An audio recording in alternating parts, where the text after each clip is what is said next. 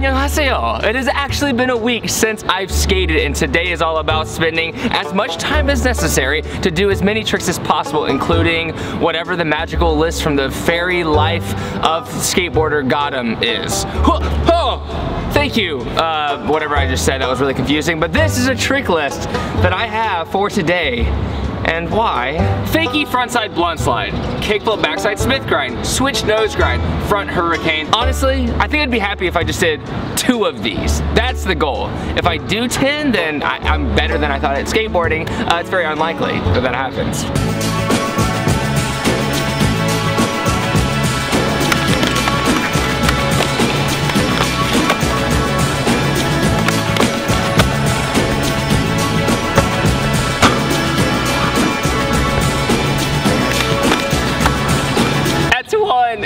One out of 10.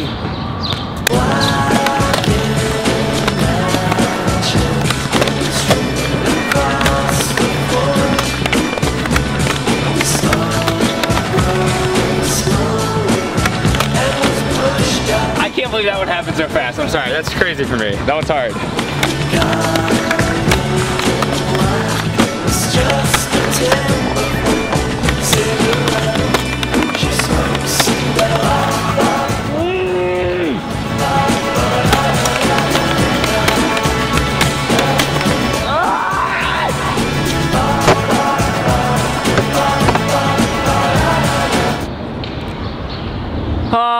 Dude, overreaction.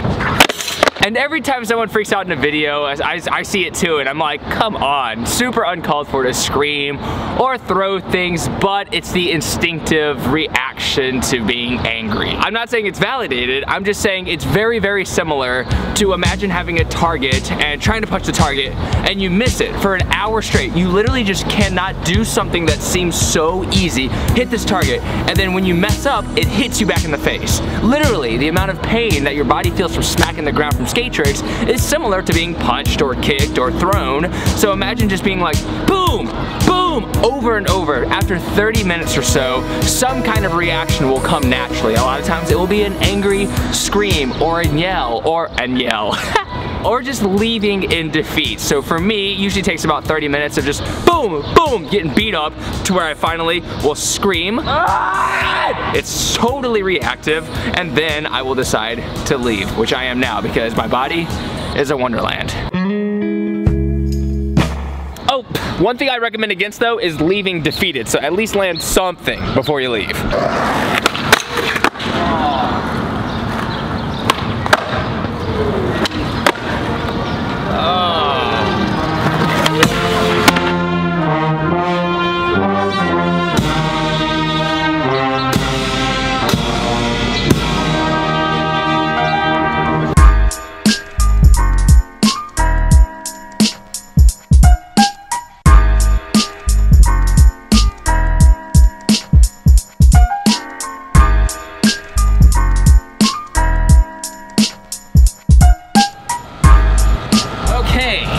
Posted up for about 2 hours now, but lunchtime is gonna exist. I don't know how to speak right now because I've been so focused on my computer, but meeting up with Sarah Dici right now, all that stuff.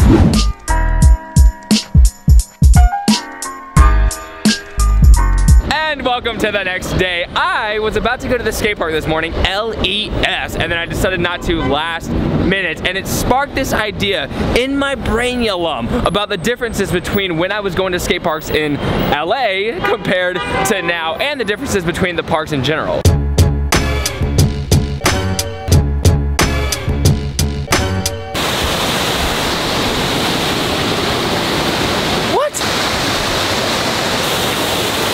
This is so epic. This is just a random park that's like 10 blocks from our place. It's really not that close, but look how pretty it is. Some dude just told me I can't record here. I 100% do not believe that. The thing about New York and LA, the skate parks are about equal distance, but it's different to get to each one. People in New York don't have cars, so you have to think about the subway station, think about how the people are working. As in, at least for me, I think about if it's a busy part of the day, if I don't want to go to a skate park full of people, then I don't really go after the morning. And the same thing goes for LA. Now this is a thing that I can see that differs from most of the country, but but it seems like LA, New York, lots of skaters, heavily populated skate parks, especially the two that I'm gonna try to focus on today, LES Skate Park and Stoner Skate Park. Now for me, ever since I was little, I prefer to skate street spots, but these skate parks are the perfect meeting grounds, the perfect training grounds for people who want to become really good skateboarders. That's obvious, but there are differences between these two parks as well. In LA, if you take a look at Stoner, the ground is extremely smooth. Some people who come from different states say it's too smooth. It's like an ice rink. You slip,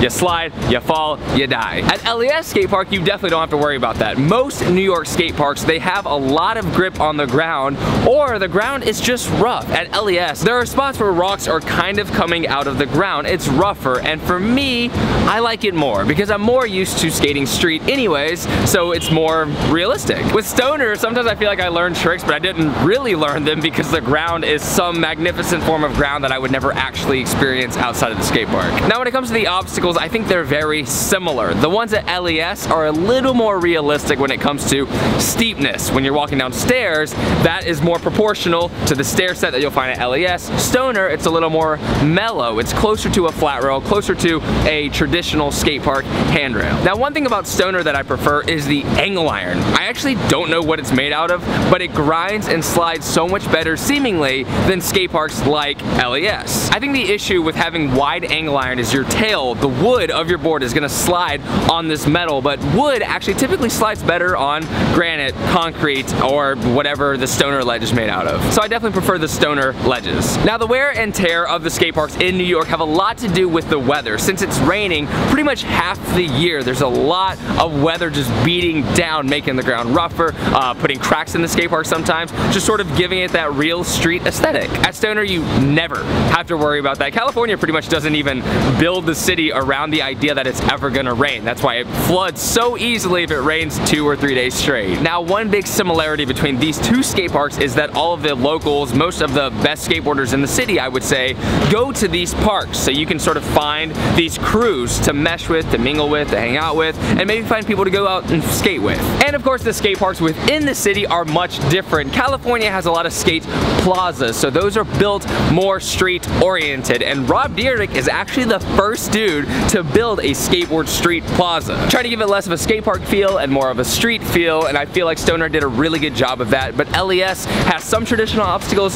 some new school obstacles, and it's just fun all around in my opinion. This is one of my favorite spots in the city. It's randomly isolated, and then Times Square is directly behind you, so you can walk into the chaos or walk that way to get out of it, and it's just the perfect medium. But I was feeling nostalgic, and I wanted to talk about two human beings that are amazing skateboarders that I wanted to showcase and sort of ask your opinion about. This is Chad Tripp. He was from my area, and he was the only homie who was swagged out like that. Everybody else was like really punk rock, very hipster, and he happened to keep his own identity, and a lot of people sort of shun him for it, but a lot of people also thought it was super rad that he would do that look, what he wanted, regardless of what everybody else thought. And it's funny because nobody can say anything when you're really good at skateboarding, which he was. He was always the dude who would randomly do these crazy tricks, and people were like, what? I wanted to do that, and say, nah, Chad Tripp already did it. I had the pleasure of sharing the same filmer, so for a while we were going out skating and he was killing it, and I was like, how he do that? The footage that you're watching was actually a video that they filmed a year later, so it's super cool to see that somebody in Colombia was still out there trying to get it, trying to do a lot of tricks and doing their dang thing. And then there's my boy, Mike Davis. About to do a switch straight with some good old Copenhagen in my mouth.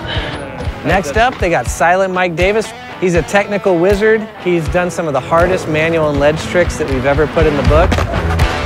This dude was getting on Birdhouse with me at the same time. We were going on these trips. We did a double rock together where we shared some footage. We were on each other's Instagrams. I actually have this footage of him, which is hilarious.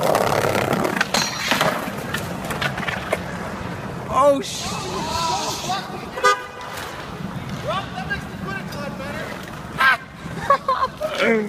And with Birdhouse, he got to stay in California for a little bit, so he crashed with us, he hung out, and it was super cool. He was extremely nice. Now the parallel between these two human beings is at certain times in my life when I felt very insecure, they have been very nice to me, and they've shown me that regardless of your skill level or whatever you're achieving, you can be very kind to anyone else, regardless of how weird they might be, which I'm a weirdo, so.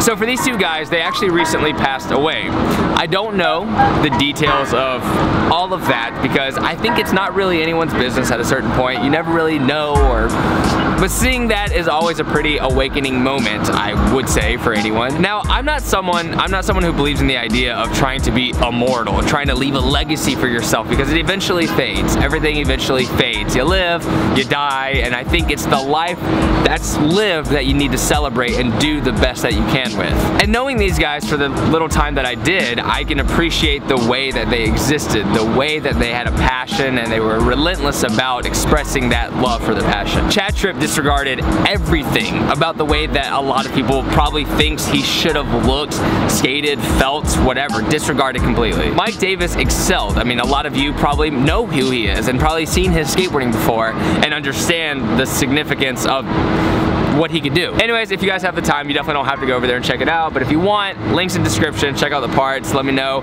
what you guys think about these dudes and their skating and how epic they are. I definitely want to mention the significance of one of the last texts that me and Mike had back and forth was about a year ago, and him congratulating me on going pro, and he was sending this long, like, winded, like, F yes, all exclamation marks, like, yo, stoked for you, glad to see what you're doing, blah, blah, blah. And that's powerful, especially with the whole birdhouse experience. A lot of people know it was a very uncomfortable experience, but there was always a few dudes who were there to, you know, back me, and Mike Davis was definitely one of them, so appreciate you, dog. I think it is all about now.